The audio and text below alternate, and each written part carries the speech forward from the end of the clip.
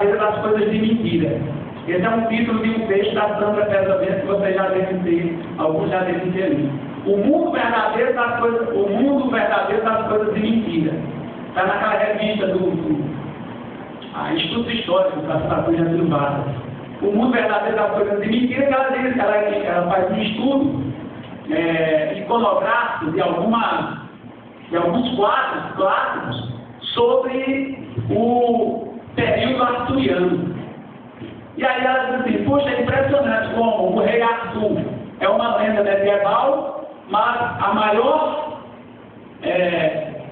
pulsação desta lenda vai estar no século XIX, quando as artes plásticas tomarão para si o ciclo arturiano como temática. Né? E ela fica se perguntando, então por que esta coisa não verdadeira de repente se verifica, se torna verdadeira?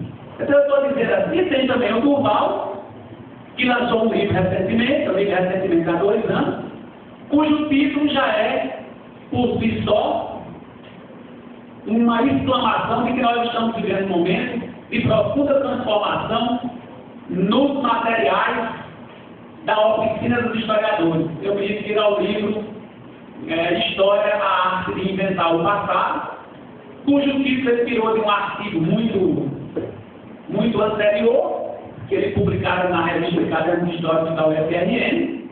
E esse livro é muito interessante porque ele basicamente nos ensina que nós que ficamos durante todo o século XIX lutando para que a história fosse reconhecida como ciência, que perdemos boa parte do século XX lutando para que a história fosse uma prática revolucionária, acabamos chegando a um momento em que estamos mais ou menos conciliados. A história é, sim, uma ciência num lado da feição dela. Isto é, a história opera com critérios de cientificidade, especificamente quando trata dos seus recursos empíricos. E esses critérios de cientificidade implicam a ciência na história. Mas, por outro lado, a história também está implicada nas necessidades estéticas de seu discurso. Porque a história é, como muitos já disseram, narrativa. História não é o que se passou necessariamente. História é o que eu conto sobre o que se passou. Então, essa necessidade estética do discurso histórico, aliada ao fato de que a história opera com critérios de cientificidade, dá à história a condição de ser uma proto-arte. Isto é, ela é um híbrido que é ao mesmo tempo ciência e é ao mesmo tempo arte. O que significa que Deus nos deu a bênção de nós sermos artistas benditos que, ao mesmo tempo, operamos com critérios de cientificidade. Era esse o meu recado para vocês. Deixar meu afeto e um abraço.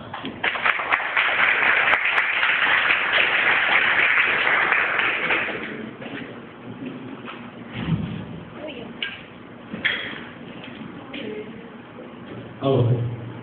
Seguinte, gostaria de falar, iniciou aí deixar a abertura, e eu só queria ser rápido, porque eu acredito que a gente não vai ter tanto tempo. Eu acredito que eu não sei daí. Então, não sei o que você vai falar. Eu queria só dar uma ressalva da importância do centro acadêmico, acho que é fazer isso aí. Já que nós, eu estou como representante do centro acadêmico. E, simplesmente, como representante do corpo de alunos do curso de História. E aí, qual é a necessidade que a gente viu no diálogo que a gente mantém?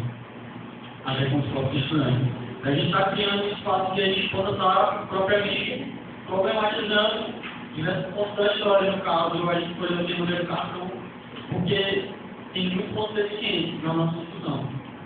E a discussão assim, na academia, ela é, de certa forma, deficiente. Então, esse espaço que a gente está fazendo debate, acredito eu, assim como os colegas do centro acadêmico, que é importante justamente para a gente não deixar que caia a pura fragmentação. Eu acho que até precisaria um pouquinho de supermônio, como até camaradas normalmente chamados da terra. E aí, acredito assim, que esse espaço aqui, na verdade, esse auditório era para estar lotado. E eu queria dar agradecer à comunidade espírita que está aí ocupando as cadeiras do aluno. Mas assim, não está lotado por quê? Os estudantes estão tomando esse ar de ser aqui, de não participar. E qual a nossa proposta? Eles trazem o estudante para dentro do auditório, ouvir o debate, saber o que está sendo produzido e tentar conciliar como diz o seu professorado, conciliar a pesquisa com o ensino. Então, esse livro é nada mais, nada menos para problematizar a história. E eu acho que se a gente não faz isso, a gente não é historiador.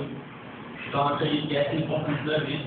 E como representante acadêmico, eu queria dar boas-vindas a vocês, espero que vocês tenham um bom evento. Que a professora Áurea prosseguiu com a palestra. E acredito que a mesa tem que ser feita, já que ela é conferencista da leitura. E aí, então, para final de prosseguir a conversa. Então, bom evento para vocês e até